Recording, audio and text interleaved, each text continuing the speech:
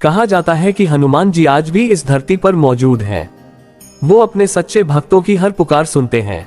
लेकिन क्या आपने कभी सोचा है कि जब कोई भक्त पूरी श्रद्धा से उन्हें पुकारता है तो क्या हनुमान जी सच में खुद उसकी मदद करने आते हैं? आज की ये सच्ची कहानी एक ऐसे ही लड़के की है जिसकी मदद के लिए खुद हनुमान जी आए थे। एक छोटे से गांव में अर्जुन नाम का एक लड़का रहता था। उम्र होगी करीब 16 साल, लेकिन जिम्मेदारियां किसी बड़े इंसान से कम नहीं थी। अर्जुन के पिता कई साल पहले इस दुनिया को छोड़ चुके थे। घर में सिर्फ वो और उसकी बीमार माँ थी। गरीबी इतनी थी कि कई बार उन्हें एक वक्त का खाना भी नसीब नहीं होता था।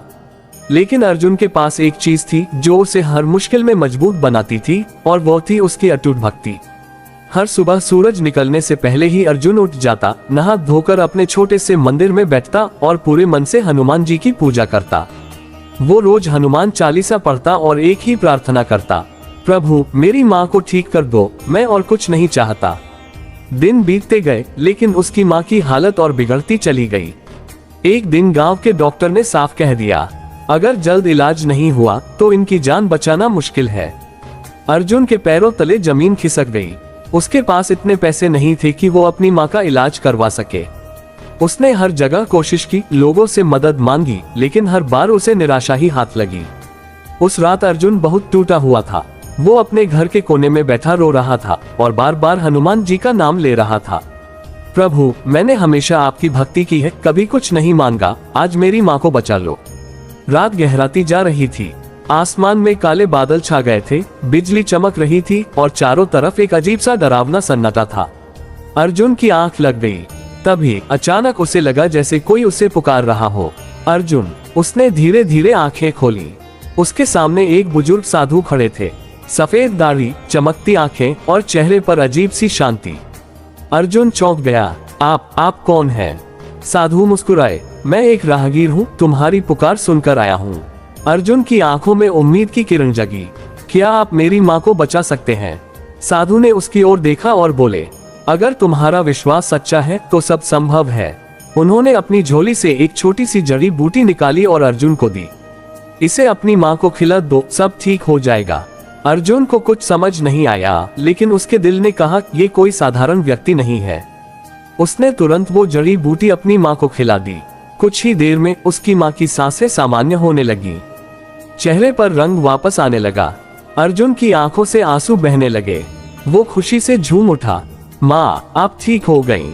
वो तुरंत बाहर भागा उस साधु को धन्यवाद देने के लिए, लेकिन बाहर कोई नहीं था। चारों तरफ सिर्फ सन्नाटा था। तभी उसकी नजर जमीन पर पड़ी। वहाँ एक छोटी सी गदा मेज पड़ी हुई थी। अर्जुन का दिल जोर से धड़कने लगा। उसे सब समझ आ गया। वो घुटनों के बल गिर पड़ा, प्रभु आप खुद आए थे मेरी मदद करने। उसकी आंखों से आंसू रुक नहीं रहे थे।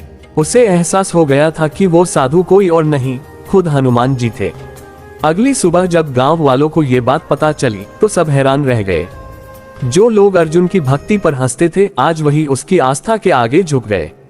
अर्जुन की माँ पूरी तरह ठीक हो गई। घर में खुशियां लौट आईं और अर्जुन की भक्ति और भी मजबूत हो गई। Location flag. कुछ समय बाद, कुछ महीनों बाद अर्जुन को शहर में काम मिलने का मौका मिला। वह बहुत खुश था क्योंकि अब वो अपनी माँ को अच्छी जिंदगी दे सकता था।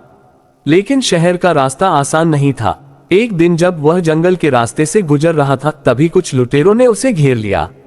जो कुछ भी है निकाल दे। अर्जुन डर गया। उसके पास जो थोड़े बहुत पैसे थे वो भी छिन जाते और शायद उसकी जान भी खतरे में पड़ जाती।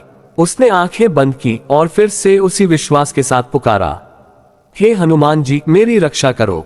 तभी अचानक जोरदार हवा चलने लगी, पेड़ हिलने लगे और एक गूंजती हुई आवाज आई, डरो मत। लुटेरे घबरा गए। उनके सामने एक विशाल छाया खड़ी हो गई।